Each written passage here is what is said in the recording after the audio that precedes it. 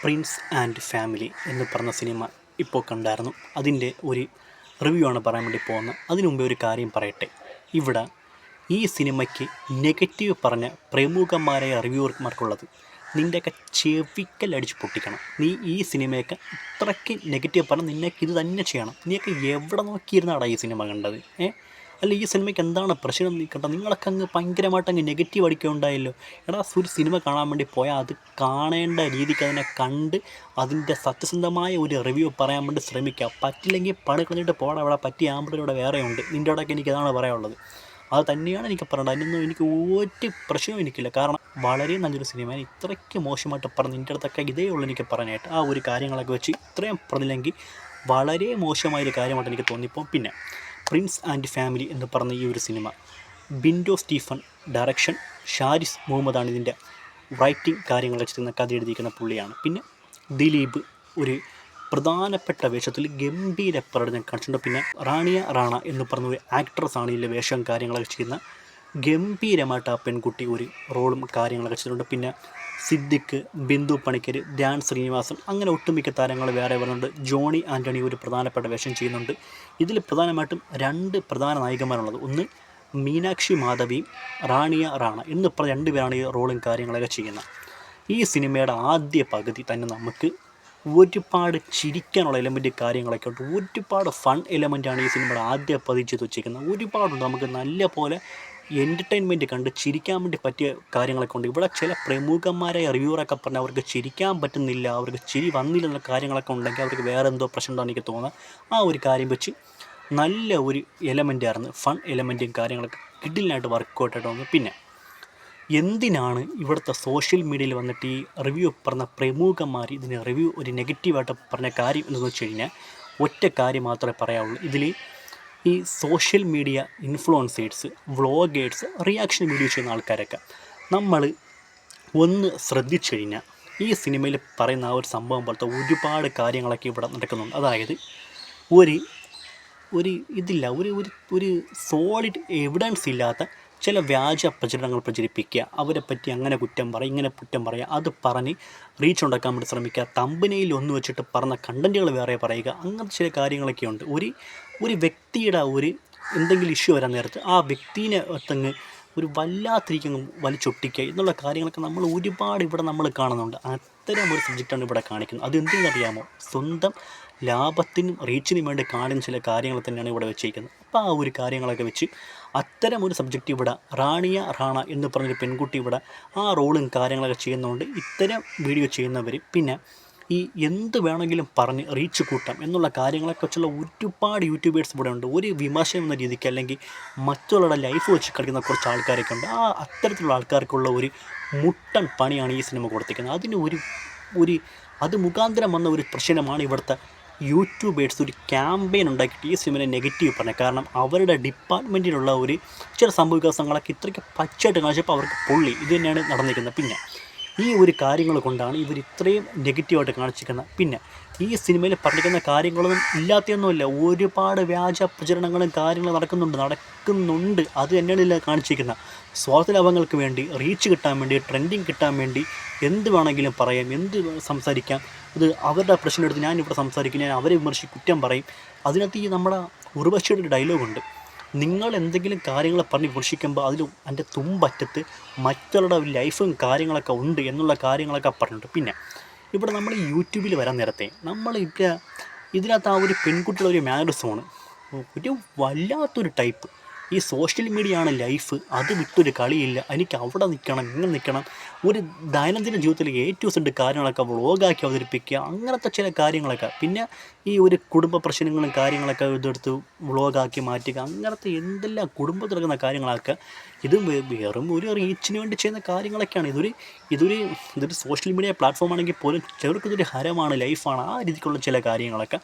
അത്തരമൊരു കഥയാണ് പറയുന്നത്. നമ്മളൊക്കെ മനുഷ്യന്മാരെന്നുള്ള രീതി മറന്ന് നമ്മൾ വെറുമില്ല സോഷ്യൽ മീഡിയ കോമഡികളായിട്ട് മാറരുത്. അതിനൊക്കെ ഒരു ലിമിറ്റും കാര്യങ്ങളൊക്കെ ഉണ്ട്. അത്തരമൊരു സബ്ജക്റ്റാണ് ഇവിടെ പറയാൻ വേണ്ടിയിരിക്കുന്നത്. പ്രത്യേകിച്ച് പെൺകുട്ടികളെന്ന് പറഞ്ഞ ഇതൊക്കെ ഇതിലെ പെൺകുട്ടി കാണുന്നപോലത്തെ എന്തെല്ലാം എത്രയോ ഇൻഫ്ലുവൻസേഴ്സ്, യൂട്യൂബേഴ്സ് ഇതിനകത്തൊന്നും അറിയാമോ? എനിക്ക് ആ പെൺകുട്ടിയുടെ പെർഫോമൻസ് ഉള്ള സമയത്ത് എനിക്ക് പല ആൾക്കാരോട് നല്ല രീതിയിൽ കണക്റ്റായിട്ട് തോന്നി. ആരുടെയും പേരൂടെ പറഞ്ഞില്ലെങ്കിൽ എനിക്ക് ഒരുപാട് പേരെ കണക്റ്റായിട്ട് എനിക്ക് തോന്നി. സ്വന്തം റീച്ചിന് വേണ്ടി ലാഭത്തിന് വേണ്ടി എന്ത് വേണമെങ്കിലും പറയാം എന്നുള്ള കാര്യങ്ങളൊക്കെ. പിന്നെ വിമർശനങ്ങളും കാര്യങ്ങളൊക്കെ വരും. ആ വിമർശനങ്ങൾ വരുന്നതിൻ്റെ ചില കാര്യങ്ങളും അത് എന്ത് വേണമെങ്കിലും പറയാം. ഇത് കേരളമാണ്, അതാണ് ഇതാണെന്നൊക്കെ പറഞ്ഞ് അങ്ങനെയും കുറേ കാര്യങ്ങളൊക്കെ.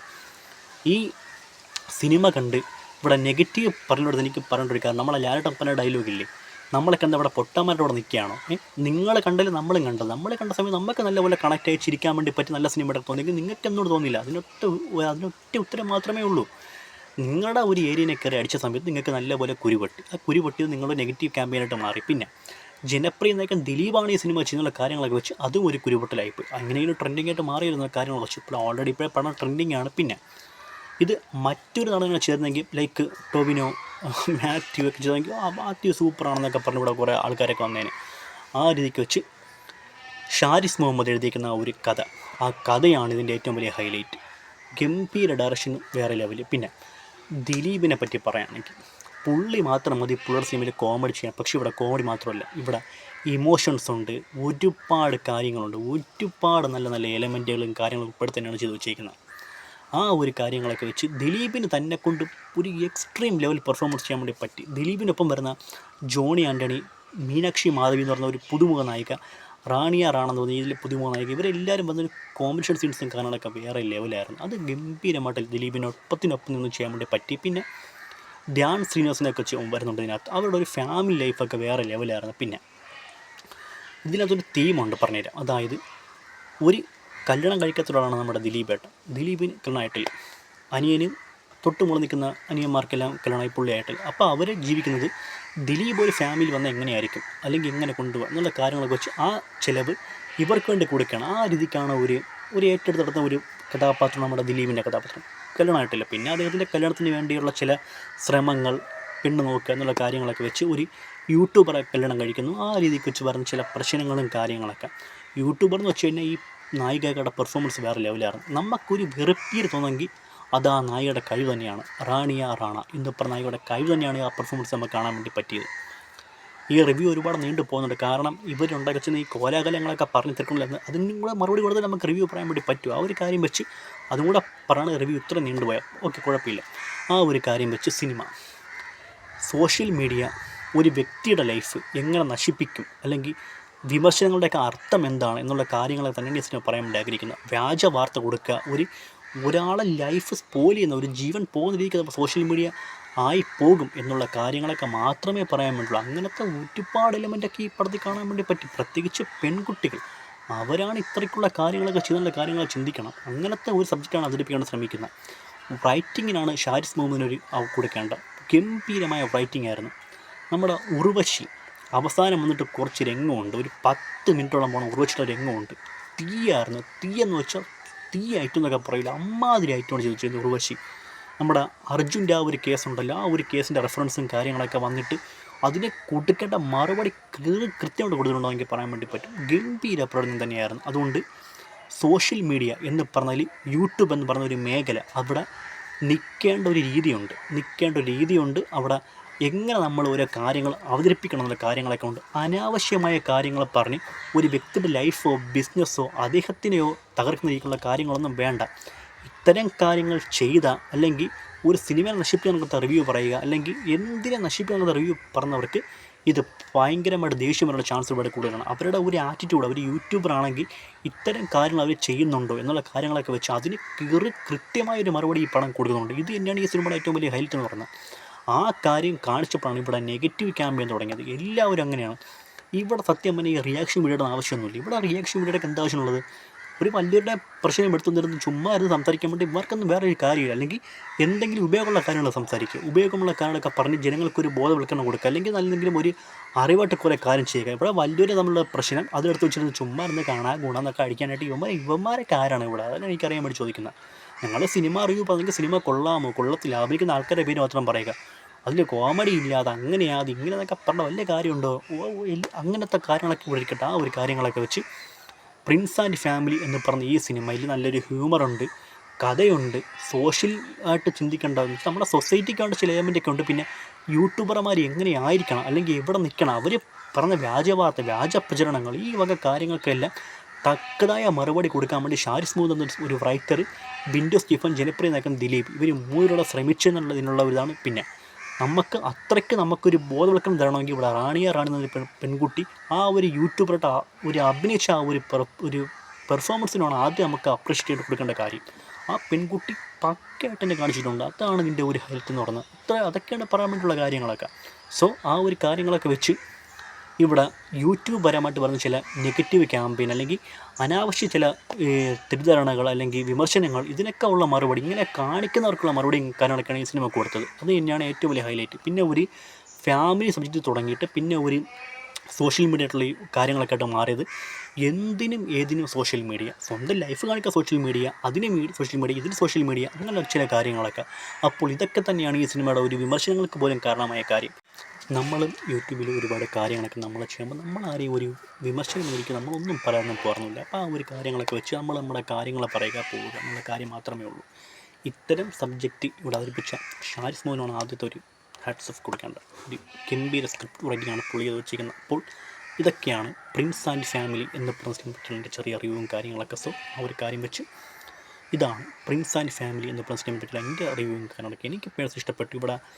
ഇവിടുത്തെ പ്രമുഖ റിവ്യൂവർ പറഞ്ഞാൽ നടക്കുന്നില്ല കാര്യങ്ങളൊന്നും. അത് നല്ലൊരു സിനിമ തന്നെയാണ്. ഒരുപാട് ചിന്തിക്കേണ്ട ഫൺ എലമെൻ്റുള്ള ഒരു കഥാപശ്ചാത്തലങ്ങളും കാര്യങ്ങളൊക്കെ ഉള്ള യൂട്യൂബർമാർ എന്താണ്, അല്ലെങ്കിൽ ജനജീവിതങ്ങളിൽ എങ്ങനെ സ്വാധീനിക്കുന്നു, അല്ലെങ്കിൽ ഒരു വ്യക്തിനെ എങ്ങനെ ഒരു രീതിക്ക് ഒരു മോശമായിട്ട് ചിത്രീകരിക്കുന്ന ഒരു ബിസിനസ്സിനെ എങ്ങനെ സ്വാധീനിക്കുന്നു, അല്ലെങ്കിൽ അവരെങ്ങനെ തകർക്കാൻ വേണ്ടി ശ്രമിക്കുന്ന കാര്യങ്ങളൊക്കെ ഒരുപാടായിട്ട് ഇപ്പുറത്ത് കാണിച്ചിട്ടുണ്ട്. അത് തന്നെയാണ് ഏറ്റവും വലിയ പ്രശ്നം.